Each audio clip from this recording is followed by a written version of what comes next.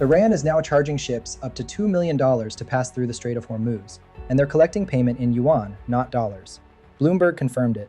Lloyd's List Intelligence confirmed it. The petrodollar only works because every country on Earth needs US dollars to buy oil. The moment Iran says, we'll take yuan, that system starts breaking down. So today's question is simple. If the petrodollar is dying, what replaces it? And could ICP, Internet Computer, be the answer? Welcome back to Let's Ask Claude. Claude, let's get into it. Let's start with why this matters. The petrodollar isn't just a finance term. It's the reason the US dollar is the most powerful currency in the world. Every country needs oil. Oil is priced in dollars. So every country needs dollars just to keep their economy running. That's not investment, that's survival. It gave the dollar 50 years of unbeatable demand. And Iran just turned that system into a weapon. Exactly. According to Lloyd's List Intelligence, at least 2 ships have already paid Iran in yuan to pass through the Strait of Hormuz. Bloomberg reported Iran is charging fees of up to $2 million per voyage. Iran's parliament is now drafting legislation to make this permanent. No dollars, no SWIFT, no Western banks involved. They're building a parallel payment system at the world's most important energy choke point, in the middle of a war. Now, a few months ago on this channel, we did an episode arguing that the petrodollar was fragile. We weren't talking about Iran. We weren't predicting this war. We were just following the logic. And now every argument we made is playing out live. Claude, did the framework hold up?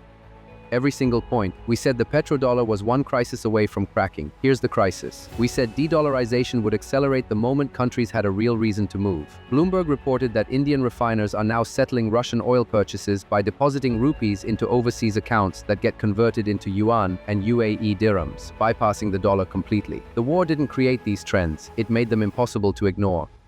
So the dollar's grip is loosening. Countries are finding alternatives. But it can't just be yuan. China controls the yuan.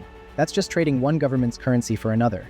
Right, and that's where ICP becomes the most interesting conversation coming out of this war. But here's what most people miss. ICP isn't just another crypto. It's the only blockchain that works like oil. Every other smart contract platform, Ethereum, Solana, Cardano, Avalanche, their tokens are like gold. You buy them, hold them, trade them back and forth. The token doesn't get consumed. ICP is different. According to Definity's own official documentation, when developers build and run apps on the internet computer, they convert ICP into cycles. Those cycles get burned, permanently removed from supply.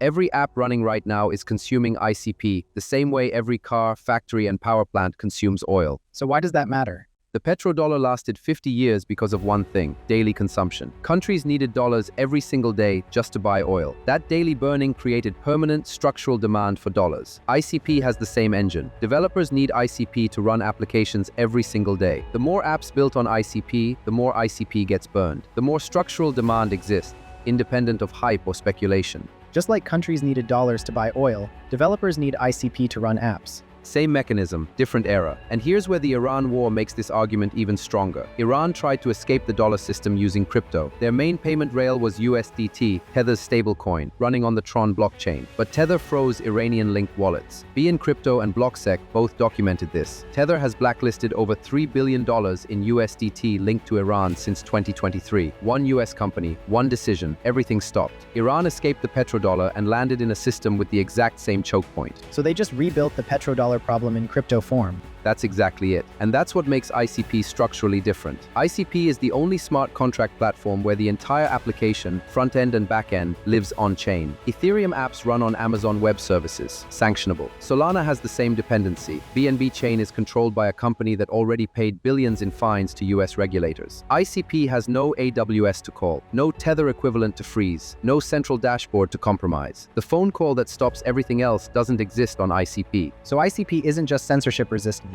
It's the only blockchain with the same consumption engine that made the petrodollar the most dominant financial system in history, without the choke point. That's the argument. The petrodollar worked because the world consumed oil every day and oil was priced in one currency. ICP works because developers consume cycles every day and applications are powered by one token. The architecture is right. The timing has never been more relevant. Adoption is still the open question, and we'll always be honest about that on this channel. We built this framework before the bombs dropped. Now it's a live case study. Link to the original petrodollar episode is in the description. Watch it back, it hits completely differently now.